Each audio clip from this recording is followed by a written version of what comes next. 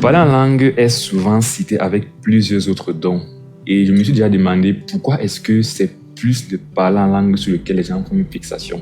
On parle de parler en langue avec la prophétie, avec la guérison, avec chasser les démons, tout ça, mais généralement les gens font une fixation sur le parler en langue. Je me demande bien pourquoi. Bon, la remarque, c'est qu'il n'y a rien de nouveau sous le soleil, parce qu'à Corinthe déjà, on va voir plus tard dans Corinthiens que les Corinthiens avaient justement cette fixation aussi par rapport au parler en langue. Et il a fallu que l'apôtre Paul les recadre un peu par rapport à ça. On reviendra dessus dans la suite. Le parler en langue serait la langue des anges, selon 1 Corinthiens 13, lorsque Paul parle de parler la langue des anges. C'est faux. On va aussi revenir dessus par la suite. Tout chrétien né de nouveau ou ayant reçu le Saint-Esprit devrait parler en langue. C'est aussi faux. Dans 1 Corinthiens 12, verset 28 à 30, l'apôtre Paul dit « Et Dieu a établi dans l'Église premièrement des apôtres, secondairement des prophètes, troisièmement des docteurs, ensuite ceux qui ont le don des miracles, puis ceux qui ont les dons de guérir, de secourir, de gouverner, de parler diverses langues. Tous sont-ils apôtres, tous sont-ils prophètes, tous sont-ils docteurs, tous ont-ils le don de miracles, tous ont-ils le don de guérison, tous parlent-ils en langue, tous interprètent-ils ?» Point d'interrogation. Ce sont des questions rhétoriques et la réponse à ces questions, c'est non. Donc pour dire que tout chrétien n'est pas censé parler en langue, parce que tout chrétien n'est pas censé être apôtre, tous ne sont pas prophètes, etc. etc. Tout chrétien sauvé devrait au moins initialement parler en langue. C'est également faux.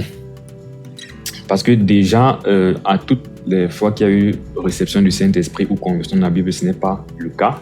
Si on prend par exemple l'apôtre Paul lui-même lors de sa conversion, on dit par exemple dans Actes 9, 17 à 19, Ananias sortit et lorsqu'il fut arrivé dans la maison, il imposa les mains à Saul en disant « Saul, mon frère, le Seigneur Jésus, qui t'est apparu sur le chemin par lequel tu venais, m'a envoyé pour que tu recouvres la vue et que tu sois rempli du Saint-Esprit. » Au même instant, il tomba de ses yeux comme des écailles et il recouvra la vue.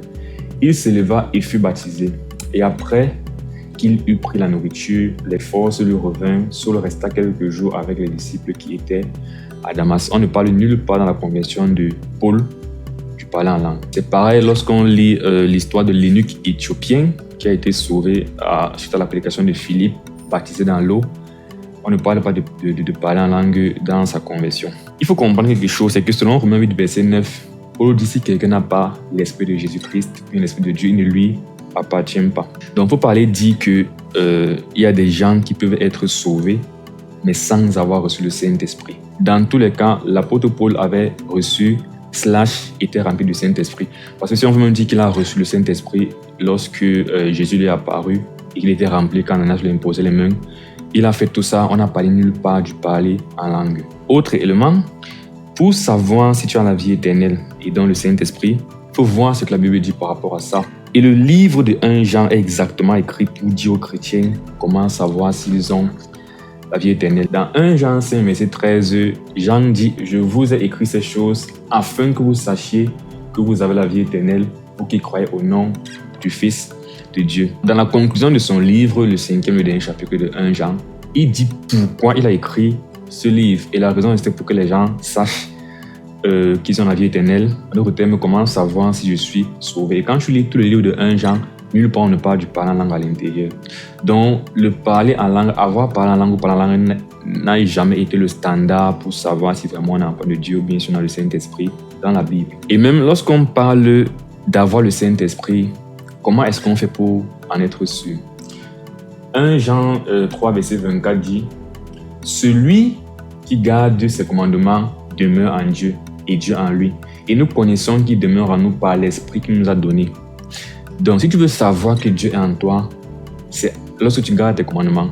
Si tu veux encore davantage savoir comment Dieu est en toi, c'est par le Saint-Esprit.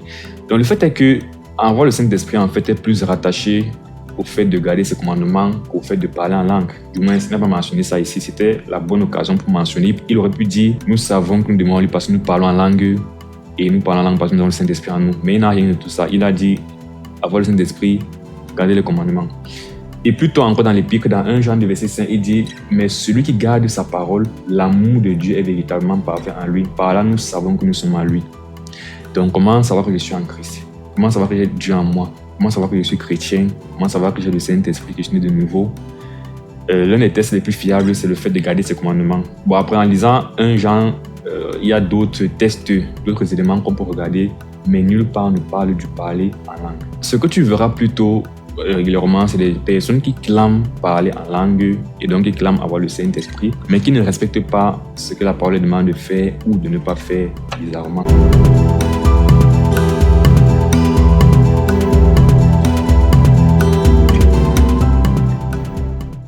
Dieu est puissant et moi je pense qu'un Dieu puissant cadre plus avec l'option numéro 2, donc quelqu'un qui se met à parler. C'est-à-dire que si je me mets à parler l'allemand actuellement, alors que je n'ai jamais appris ça, c'est plus miraculeux que de me mettre à faire Ibosa, Konato, Shaka, Labasotala.